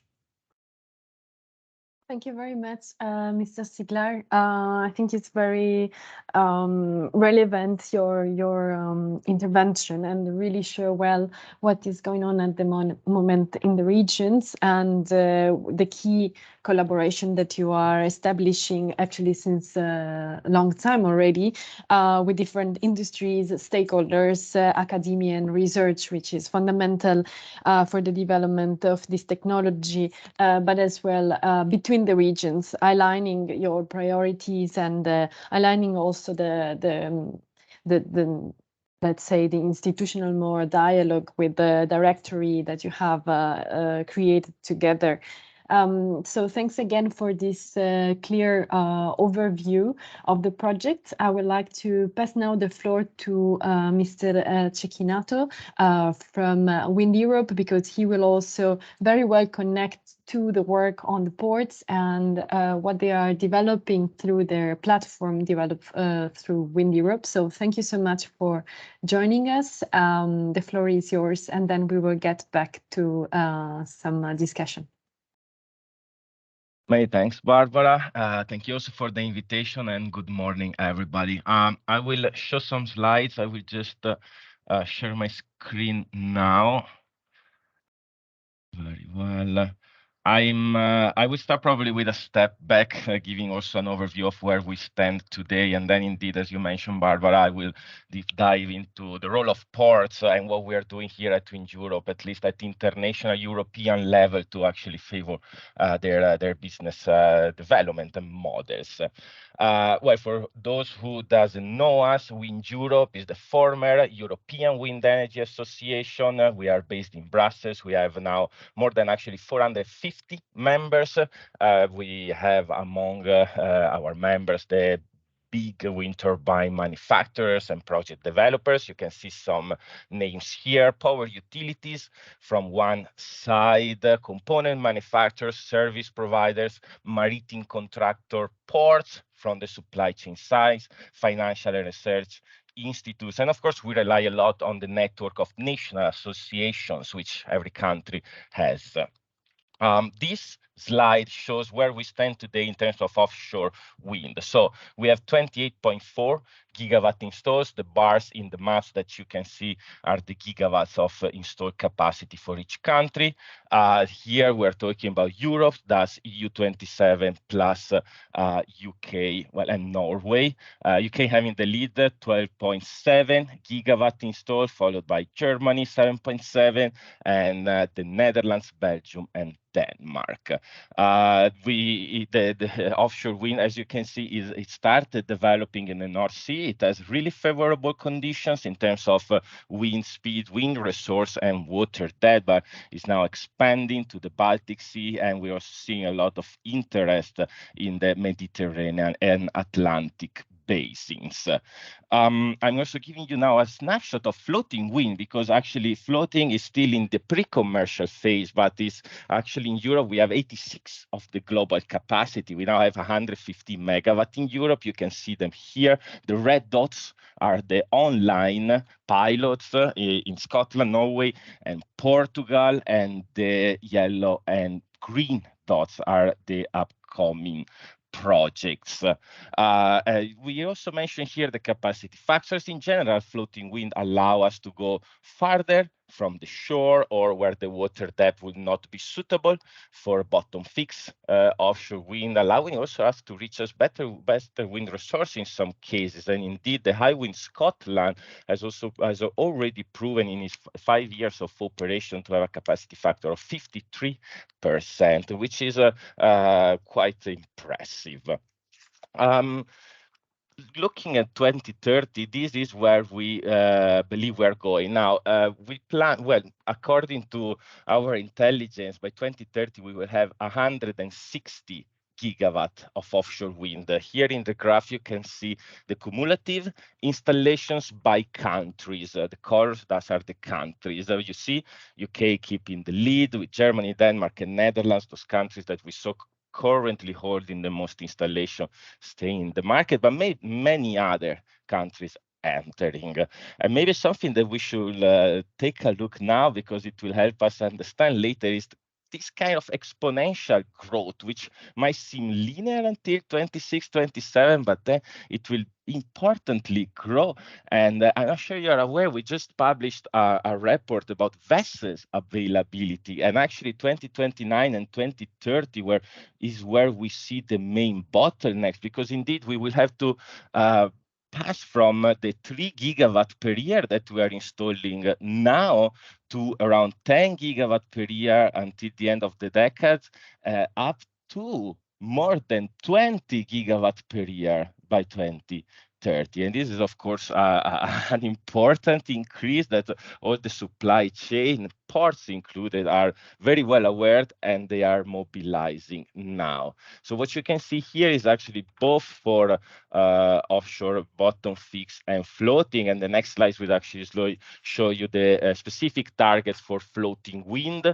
Also here, 10 gigawatt by 2030. This, as the previous slides, is a combination of government's ambitions and ECPs and any kind of intelligence that we got from all around Europe. In these specific slides, I repeat, this is for floating wind. Those on the right side of this, left side of the slide, sorry, are actually those more with stronger commitments and already with policies in place, while on the right side is the less mature, let's say, as at least a regulatory framework. Now another slide I was keen to show you before actually start talking about ports as this, because this is becoming more and more relevant now that actually the offshore wind industry is asked to deliver even faster. And we always tell policymakers and supply chain that we must keep in mind that developing an offshore wind farm takes time. And as you can see here, it can take up to 10 years. This is quite a lot. Well, this is at least what you can see here is in case of government auctions, so that there is the leasing part led by the government through the space allocation, mostly done through the maritime special planning, the consenting, so the pre-development, sometimes led by government, sometimes by the private sector, the financial close with the support allocation, the tender or the auction, and finally the installation, which can take up to 3 years for an average wind farm that we have today, which is around 1 gigawatt. I'm going to speak now about ports, and I'm going to present some figures about a study that we made last year for them. And with this study, we really wanted to profile the ports as a key element of the offshore wind supply chains. They really coordinate the onshore supply chains and all the maritime operation, and their development. It's of utmost importance for the supply, for the offshore wind sector. Ports, in fact, are where operation and maintenance of the installed wind farms are happening. So the OEM bases are often always in ports. Ports is where all the turbines are installed from, so that they have to store components and assess tower sections, transition pieces, and of course, blades, and is also where floating wind is assembled. So maybe here it's worth to spend 1 second to explain the difference, because floating wind has actually a different logistic model, because floating wind turbines are assembled in the port area, and then once they are assembled, they are towed to the offshore wind farm site. So the space problem that we're going to discuss later is going to be even stronger in the case of floating wind. And finally, we also wanted to profile ports as renewable energy hubs. In fact, ports are often located not only in proximity of offshore wind farms, but also in proximity of landing points of the offshore grid. Thus, they can really become renewable energy hubs. They have the presence of industrial clusters, either regional or local. They have multiple opportunities for distribution and transmission of not only electricity, but other products such as renewable hydrogen, alternative fuels, and other products, of course. And of course, they can help decarbonizing other sectors as well.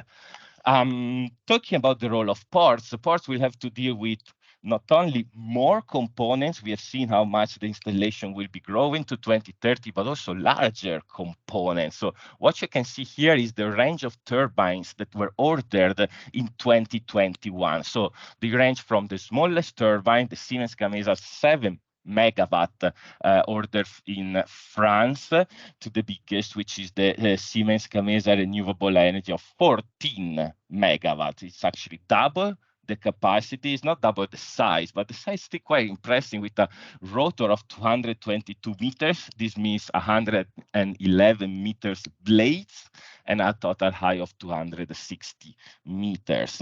Now, you might maybe wonder why we had such small turbines ordered last year in France. That was because the permits for the project was submitted many years ago. It encountered the delays, and it was not possible actually to change anymore the size of the turbines.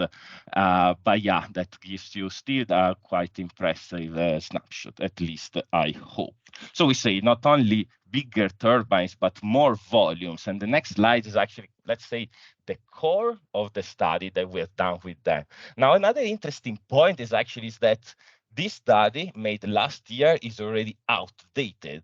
And what you can see is actually what we see, this was the role of ports by 2030. 1 year ago, 12 months ago, the target, this outlook to 2030 was 111 gigawatt. This means that in 1 year, we got 50 more gigawatt coming from different government ambitions. So this actually, I think, can give a quite impressive idea of how fast the sector is growing, not only in practice, but also in interest and in the future installation. But regardless, that the role of ports will be indeed, as we discussed, annual installation, 11 gigawatt per year, operation and maintenance of what we know now being 160 gigawatt, floating turbines assembly, 7 gigawatt, decommissioning. Actually, we've been this internal analysis. The commissioning will be very important for ports because it will take even more space. Turbines must be dismantled and bring back to the port. Now, up to we have done this internal exercise. By 2030, we will have a fleet of around 700 megawatt, which, let's say, is not alarming, but still, I mean, those ports that are in proximity of those old wind farms coming to end of life must really put in place a decommissioning strategy. And of course, the renewable hydrogen. Now, among the ports, last year we have identified more than 10 projects. I think we're still tracking those. After 1 year, we have now more than 50. And on the right side, you can see those bullet points that I was mentioning before on ports. Now, of course, ports, to sustain all these activities that are fundamental for the offshore wind sector, must attract investments. Now, the 6.5 billion here was calculated by Wind Europe, knowing in the exercise that we have made for the Recovery and Resilience Fund. Basically, we have been serving offshore wind ports, asking to tell us which projects of upgrading or renewing their infrastructure was in the pipeline, and based on the the volumes that we were expecting, we calculate this 6.5 billion. Again, this is based on the 111 gigawatts that now we aim at 160. So this number is surely higher.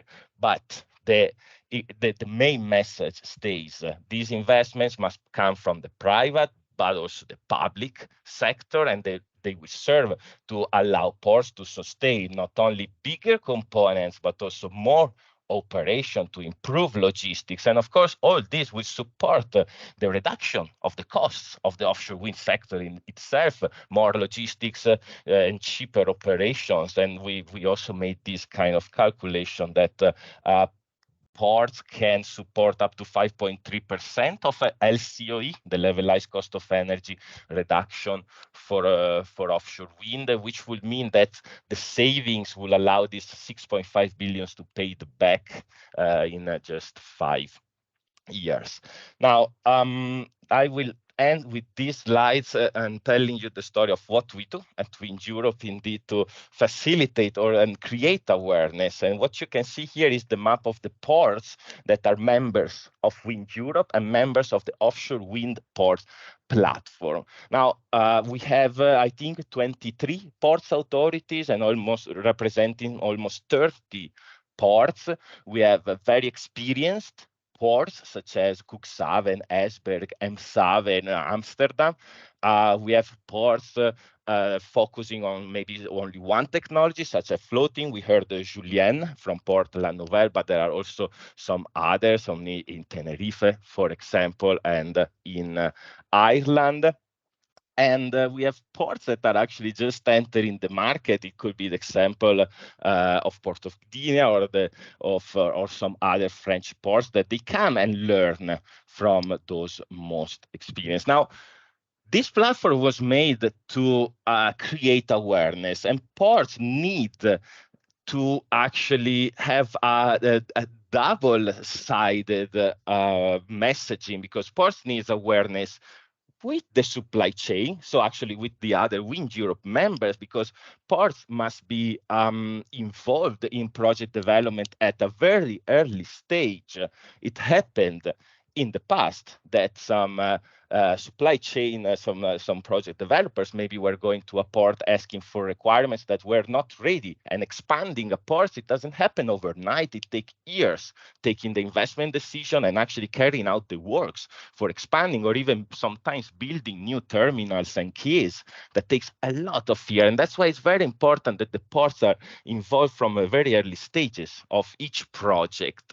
But also from the other side, we want to create awareness and advocate for them with policymakers, because we have seen before the funding, and we've seen that ports absolutely need, as all the supply chain, actually clear tender volumes and timelines. It's very important for ports to know what will happen where, because ports can get ready. The ports will be embedded in regional development strategies. And the best example that we have today is actually France, that gave a tender timeline from here to 2030, also not only in terms of volumes and approximate location, but also technology. So telling us when there will be the auction for floating and when there will be the one for bottom fix. And indeed, I will close with maybe the main issue that we're trying to solve now with the ports, which is space. It's a space availability. And I mean, space could be when ports potentially have space to expand, but they must cater the investments, which is, of course, it's a very challenging process, but also ports that don't have space and need to come out with ideas of how they can still support the sector. And this is very interesting, because here is where partnerships comes into play. So ports must start thinking about how to sharing maybe storage of components, how to share operation during the installation, and like how to improve the logistics, not only within their facility, but also using the support and the services that the neighboring ports can offer. So this was it. Actually, what I haven't mentioned is actually that currently the Offshore Wind Ports platform is chaired by the Port of Amsterdam and co-chaired by Julien from Port La Nouvelle. So actually, Julien is a very involved member leading actually the activities of the port platform for the floating wind sector. And we do work a lot also with the floating wind working group that we have at Wind Europe. And I will close it here. Again, thank you very much. Thank you very much, Mr. Cecchinato. I think it was a very comprehensive presentation. Once again, thanks for joining us and really presenting well the perspective from Wind Europe and the dynamic in the ports, the needs and challenges that they are facing, and the extremely very surprising and an ambitious development of the sector, and the potential of the new emerging technologies, or the technologies that are still developing, as the floating wind, as you were describing in many details. I don't know if you or Julien have any question or comments or requests, let's say, for our representative, Mr. Sauter from DG Energy, because I think you underline already very well the issues and the barriers that are still let's say, preventing a full development of the sector. So if you wish to raise any question, feel free to do so now. But maybe just to reinforce the message that I was saying, because now actually member states are in the process of revising their NECPs. Actually, they just finished the process, almost all member states, of their maritime special planning, so allocating the space. So for the wind energy sector, is of utmost importance that now all the space that was allocated in the maritime special plan will be translated into binding targets. And we expect this to happen. Actually, Wind Europe has been assessing all the European maritime special plans, and those countries that have submitted it, we found out that they allocated around 220 gigawatt in the maritime special plans across Europe, which is well beyond the 2030 targets. But of course, securing space is just the first step. This, as I was saying, now member states will have to translate those into binding targets. And here is where actually our advocacy, and maybe having the support of the Commission, will be to indeed not only give us the volume by 2030, but tell us how you plan to split it throughout the years. Because as I was mentioning before, this is utmost important for the supply chain, knowing what is coming where. It can facilitate so much taking investment decisions, and it will ensure that once the volumes will be ready to be installed, the supply chain will be indeed ready to deliver.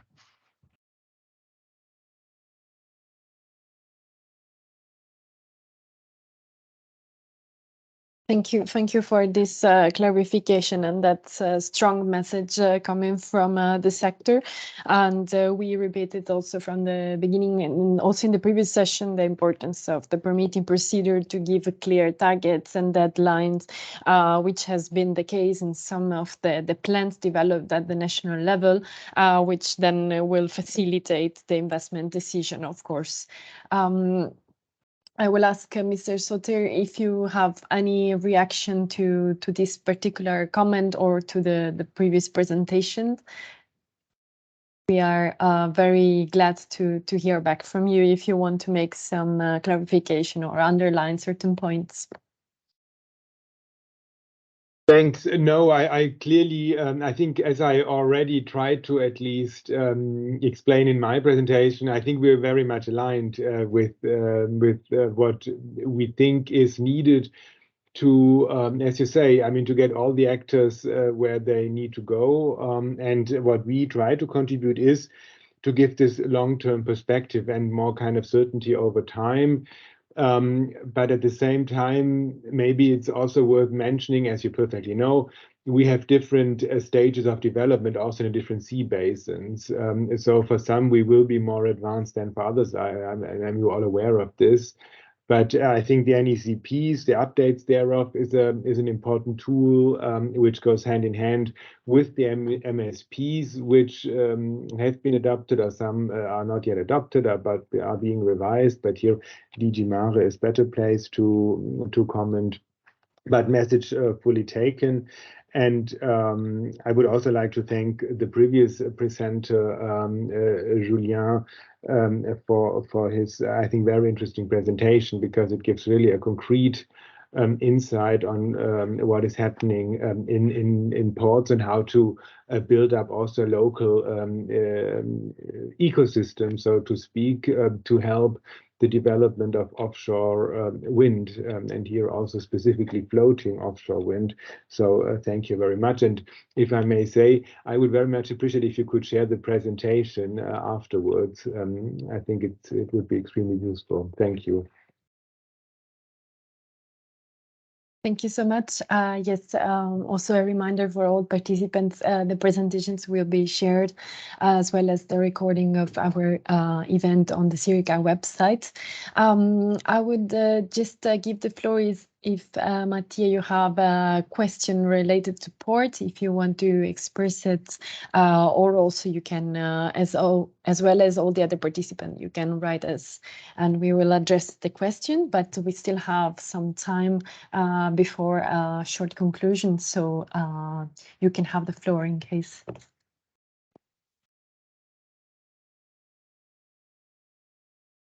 Well, maybe this session was about ports and grids, so maybe it's worth to spend some words on grid development. Indeed, for the offshore wind sector, also regarding grid development is a quite important moment. Well, actually, the TSOs are now collaborating at sea basin level, which is something that we welcome very much from the TENI.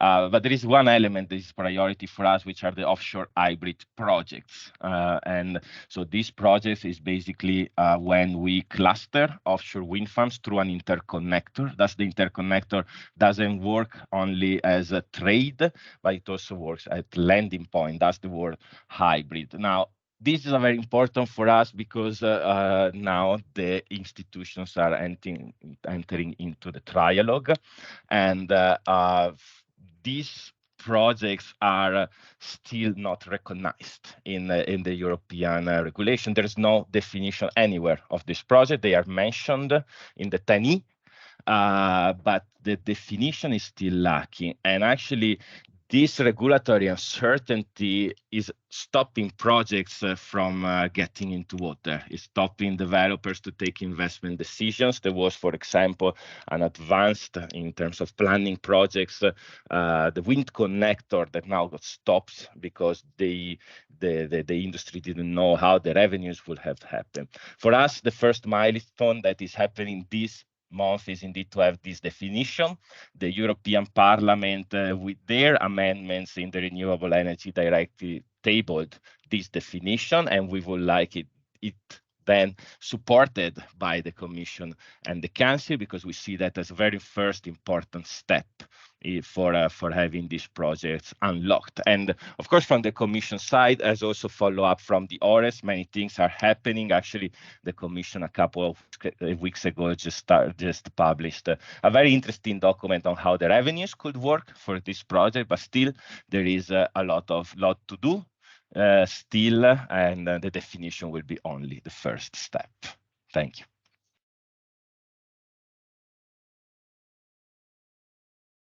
Thank you very much. Again, we noted down all these relevant points, and I think the debate will be going on, especially now with the trialogues and with all the other policy developments that are going hand in hand, because it's not a single policy that is gonna solve the problem and bring this deployment and this development further.